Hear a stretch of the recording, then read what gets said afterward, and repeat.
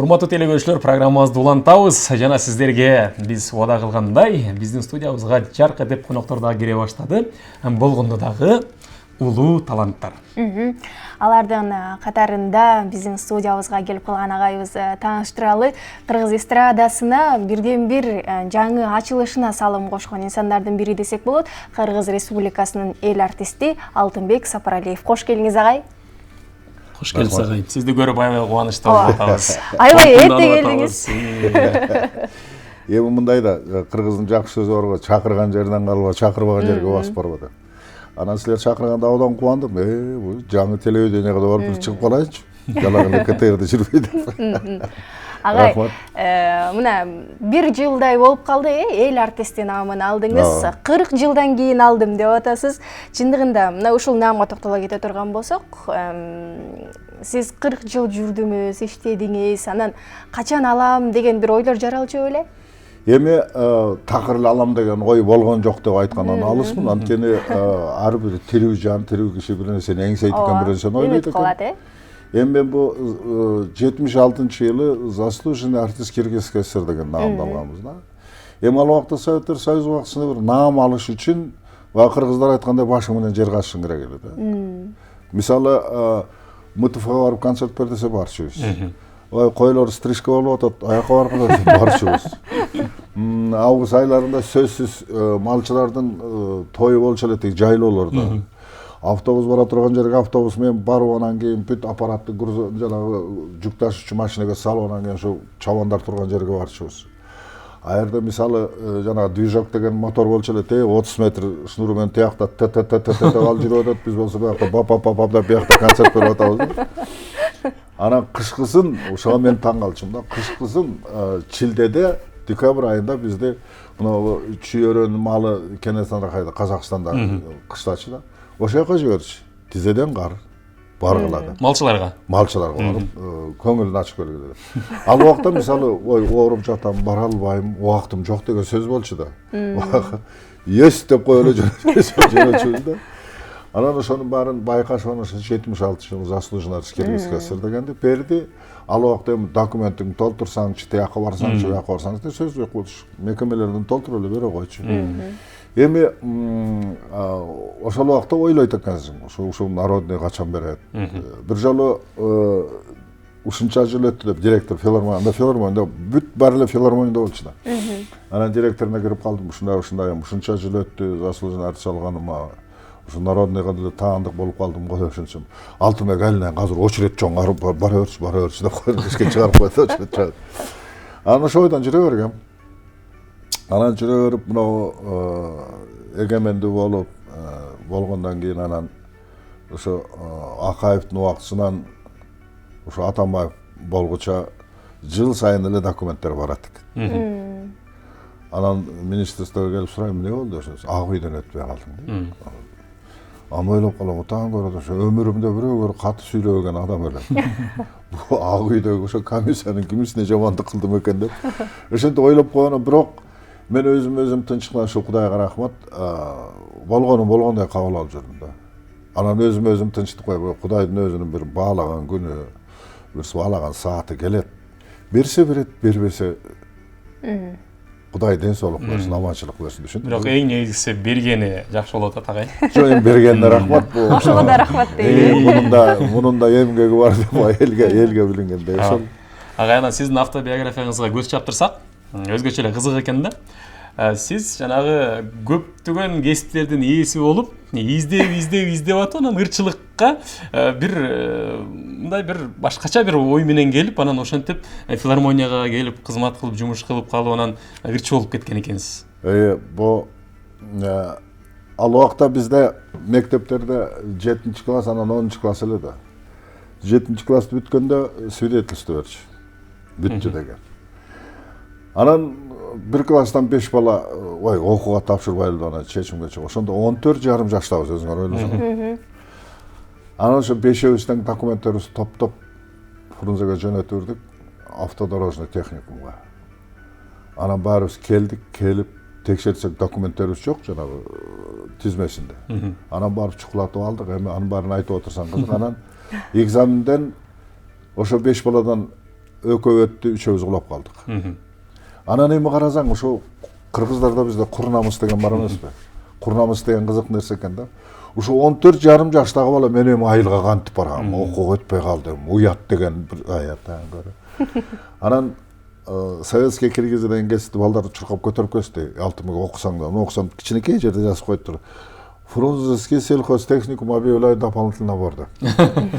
Ал убакта техникум болобу, училище, институт болобу, университет болобу, план бар эле да, мынча студент аласың. Анан жетип бардым, ал Киршолукта бул кантка жетпей. Жетип барсам эми томолотуп отургандан кийин өтүп кетти баардын. Эми аны бүттүм, айырда 4,5 жыл окудум. Анан айылга барып, аны бүткөндөн кийин зоотехник селекционер болуп иштедим. Анан жүрүп кийин ошо МТФда механик болдум. Анан баягы өздүк көркөм чыгармачылыкка катышып жүрчүмүн да. Анан бизде мындай эле да ошол убакта райондук кароо, областук кароо, анан республикалык кароодон. Ошо республикалык кароого постоянно дайым эле келип катышып жүрүп, биринчи келгенде 2-нчи орун, анан кийин 2 жыл катары менен 1-нчи орун ээлеп ушундай болуп жүрдүм. Анан айылда катышып жүргөндө анан бизге артисттердин бригадасы барып калды. Анда шопур болуш. Анан кийин баса алга адагы жакпай калып анан келип атам айтты, мен барып шопурдун курсуна окуйнчу дешинчи. Таңнооз куран. 3-чү кесип болуп атат сизде. Ай, мынау кесип деле жакшымы деп. Жок, барып окуйм деп шопур, анан шопурду бүттүккөн шопур болуп иштеп атканда ошондо артисттер келип калыптыр. Анан мен жетекчим бар эле, Ведел Герман деген. Биздин айылда 40-45% немистер жашачу да. Мынау артисттерге ырдап бербейсиң дейт. Анан мен айттым, мен түп эле койчу. Буга ырдап берди. Анан артисттер отурат, элгелик да артисттер келип калышкан, ошолорго анан 1-2 ырдап бердим фортепианомен. Ошончо анан бирөө ордунан туруп айтты, эмне болуп жүрөсүң бул жерде? Эмне болду байка деп ошончо. Ой, бизде опера балет театрында 2 жылдык студия бар. Ошону бүтсөң, аны бүтсөң сени Алматыга же Ташкентке же Москвага консерваторияга жиберет, жакшы бүтсөң деп. Мен айттым, опера жакка жүрөгүм батпайт деп ошон. Ага, сөзүңүзгө аралжы. Фортепиано менен ойноп ырдаганыңызды ага чейин кайсы жактан үйрөндүңүз эле? Жок, мен ойлоп, тиги жетекчим ойноп. Жетекчиңиз ойноду, сиз ырдоосуз жөнүндө. Кайда ал убакта? Анан кийин бир убакта ал киши айтты кайра, ой, быйыл эстрадалык студия ачылды деген. Мен көзүм чакчайып түштү, эстрада дегенде эле. Айтты, мен сага кагаз жиберем деп. Анан кагаз келди. Кагаз келгенде анан чай ичип отурбуз, атам, апам чай. Мен айттым, ата, мени бир окууга чакырып атыр. Кандай окуу? 4-чү кесип болот атат. Артисттердин окуусу. Ай атам, урук жилигимде жок, койчу айлана. Анан мен баягы айлык алганда 5 сом 10 сом бекитип койчумун да. Анан атамдар жумушка кеткенден кийин анан мында алакандай кагаз, ата апа кечирип койгула, мен Фрунзеге кеттим деп бекиткен жерим карасам 50 рубль бар экен. 50 рубльдун азыркы 5000 сомдой да ал убакта казып отурсаң. Анан ошентип келдим. Келип анан 3-чү тур экен филармониясында. Анда тетиги Панфилов паркында жайкы филармония бар болчу, 1300 орундук. Тим эле сонун немелер, буст иштеп атат. Анан келип 3-чү турда экен, 3-чү турда анан ырдадым, 2 кыргызча, 1 орусча ырдадым анан. Сыртка чыгып турду да, анда комиссиянын чоңу Раматлык СТС Турсуналиев экен. Анан сыртка чыгып туруп анан жана тизме килинип калды. Эң аягында фамилиям жүрөт. Ой, жакшы болбоду деп. Анан баарыбызды өткөндөрдү чогултуп айтты, эми окуу азыр башталбайт. 15 сентябрда башталат деди. Окуйгу, мен жата турган жерим жок, короптора. Кайра айылга бардым. Эртең саат 5-те жетип бардым, терезени тыкылдасам, атамдын чыкты. Ким деп? Мен деп ошентсем келип эшикти ачты дагы кирип кетип калды. Тултуй мунчукпай. Анан отуруп чай ичип атам. Эмне болдуң деди. Өттүм деп ошентсем. Ята, сен кайсы барган окуул өтүп кетесиң, кандай немесиң? Эми адам баласы ошол экен да, ошо өзүнүн сүйүктүү кесибине келиш үчүн бир топ нерседен өтүш керек экен. Анан ошолордун баарын башыман өткөрүп келип, анан кийин ошол мага да ошо Кудайга ыраазымын, ошо 67-жылы эле өттүм, 67-жылы ошо кыргыз эстрадасы немете баштады, чогулуп курула баштады да. Анан официалдуу 68-жылы концерт беришти. Ал убакта мен кошула элекмин. Но бирок эстрада жаатында, э? Эстрада. Анан бирок мен ушулардын репетициясынан калчу эмесмин да. Репетиция болгондо ошо сабак баары унутулду. Келип ошол жерде отурчумун. Зымын чогулса, зымын чачса, зымын чачышып түгүлүп анан Раматлык чор айтат, кандай боласың дейт. Эмне болду чока деп ошентсем. Камыр жумур эле койнубузга кирип кеттим. Ошондо ошолордун баары менен дос болуп калып анан 70-ci жылдын башталышынан алып кетти да Чоро. Кетти. Чоро кожом жары. Ошо ойдон иштей баштадым. Ошо Топто иштей баштадыңыз да, Иә. Анан биринчи Агай, мындай суроо да. Негизи Алтынбек Сапаралиев дегенде эле ыстаканда кантың бар деген ыргы, көпчүлүктүн эсине келет дегенде агайдын башкаларын деле эстейбиз, бирок мына ушулур дегенде Алтынбек Сапаралиев деп бул бир эстейбиз да. неме болду да, визитный карточка болуп калды өзүнчө. Буну караматылык чорап келди. Мен жаңы иштей баштаганда. Бу Шаршен Термечиков деген бизде куудул болгон. Кыргызстанда. Ошо мен төрөлгөн жылы каза болуп тур да тагангара дүйнөгө. 47-жылы каза болуп калыптыр. Анан бул кишинин ошо кантың бар дегендерин неме деген Карымшаков деген аксакал ошонун окуучусу экен. Анан ошо киши менен мына Воронцовкадагы эс алуучу жайда Чороматлык ошо эс алып калган экен. Бир комнатада ятышып, анан ошондо ошо кантың бар ырдатып көрүп, анан кийин ноталарын жазып алып алып келди да. Ушуну ырдап көрчү да. Ырдадым. А дегенде эле анчайын кабыл алган жок. Анан акырындык менен кабыл алып өзгөчө 74-жылы баягы Компартия, Кыргызстандын Компартиясынын 50 жылдыгы болгондо ошондо чыгып Карамолдор Озов атында оркестр менен ырдадым. Ошондо Касыгин келген биздин 50 жылдыкка карата. Анан баягы Кантың бардын 3-куплетін ырдап, кайырмасын биринчи жолу кайталай ырдай баштаганда Касыгин кол чаба баштады. Анан баягы биздин член политбюро бар отурат да жан, алар кол чаба баштады. Экинчи жолу кайырмасын ырдаганда Касыгин ордунан туруп кол чабып баары ордунан турду. Мен өзүм таң калдым, эптеп ырдап бул члени политбюро бар туруп атат. Анан ырдап бүтүп эле баягы артыма баягы ит кылгандай эле кайра сахнадан кууп чуркап чыктым да, чуркап чыксам театр, ой, Алтынбек сен тим эле Касыгинди ордунан тургуздуң, Турдахун Субалич ордунан турду, тиги удашып, төмөн эле куттукташып. Анан ошондон кийин кантың бар такыр бекемделип калды. Анан баарысы айтат, сенин кантың бар, мен айтам да, менин кантым бар эмес. Бул деген Шаршен Термечиктин кантың бар деп. Анан ошол жерде айтып кете турган нерсе бул муун алмашканда өзгөрүүлөр болот деп эле. Анан казыркыларды айтып атпайбы, ырчыбы, анан ушул тигиби деп. Бирок эми биз ошондо кантың бар ырдап чыкканда, ошондо филармония, Жайкы филармония деп атпайбы, ошол жерде танаписине чыктык. Танаписине чыгып турсак бир кемпир келип, "Ай, кантың бар деген ырдады?" "Мен ырдадым" деп ошентсем. "Ай, бул силерде вообще уят деген барбы?" dedi. "Эмне болду?" эже деп ошентсем. "Терин кесип таштапсыңар, берин бүтүрүпсүңөр. Ай, Шаршемин турдаган эмес.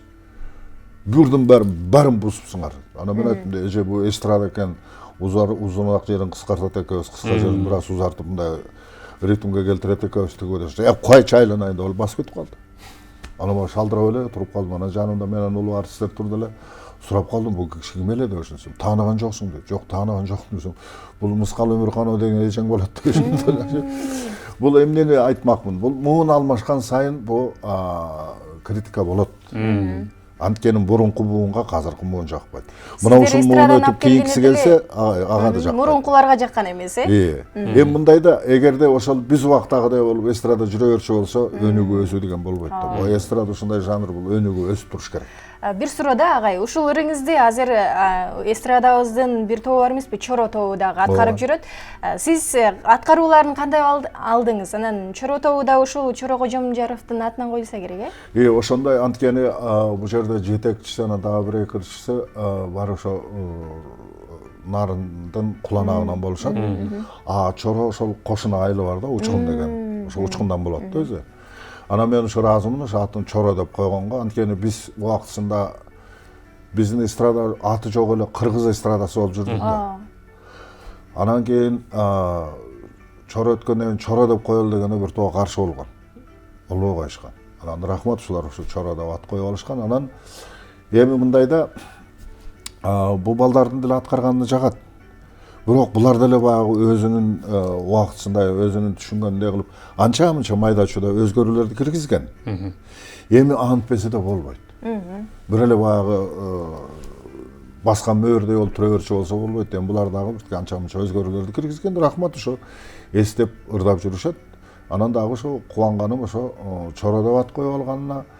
Анан 50 жылдык мааракесин өткөргөндө ошо Учкун айылына барып бир чоң той өткөн. Ошол жерде айылдык клубуна Чоро Кожомжаров атын койгон. Азыр бар клуб жок билбейм. Ошондой ошол бул Түшүнүктүү агай. кийинки жаштар мурунку биздин өткөн ырдагандырларды алып чыгышы бул деле абдан жакшы нерсе. Эң жакшы. Агай, сизге ыраазычылык. Сиз менен сүйлөшүп отургубуз эле келип атат, бирок убакыт келип калды. Ооба. Сизге ыраазычылык билдиребиз, дагы да сонун чыгармаларды жаратыңыз дейли. Эми баягы кыргыздын жакшынакай сөзү бар, көнгөн адат кала уйга жүгөн салабы деп, баягы оңчулар, композиторлор алып келип ырдап берди. Ырдап берип эле жатам. Баягы мурункуда айткандай чакырган жерден калбай эле жүрөм. Эми силер да ошо уюшулганыңарга бир жылда толо элек болуш керек ажы. Ооба. Эми ишиңерге ийгилик. Ушу мени эстеп чакырганыңарга. Агай, анан коштошордо бир куплет ыр менен атаң көрүп. атайын сиздерди атпасак, биздин телекөрүүчүлөр дагы эмнеге ататпай койдуңар деп бизге айтып жүрбөсүн. Мындай бір кыргыздын бир уламышы бар да, бир төөнү тойго чакырып тур дейт. Анан төө тойго оратып ойлойт дейт. Болду болбоду, же суу таштат, же отун таштат. Мен ырдат экен деп койсуз. Ырчылар эми баягы ушундай жашка келгенде баягы мурунку күйдүм, сүйдүм, сары жалбырак болдум, өлүп баратам деген ырлар токтолот экен да. Анан ушу эл жер жөнүндө ушу сага чыдаган, сенин кылыктарың көтөргөн байбичеге, тиги буларга арнап, неберелерге чөйрөп ушундай ырларды ырдап калат экенсиңер. Эми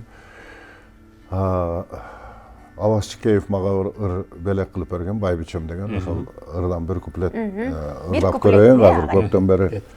Мен да ырдап алып атаң көрдүм.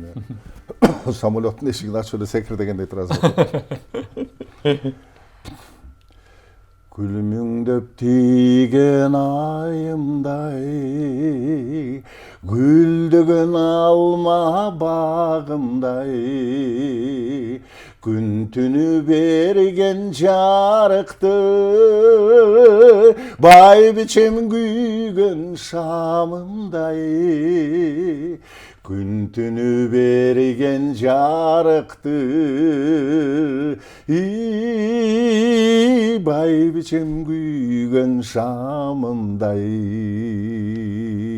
Ай, баракелде. Эң сонун. Чоң рахмат. Рахмат Чоң силерге. рахмат.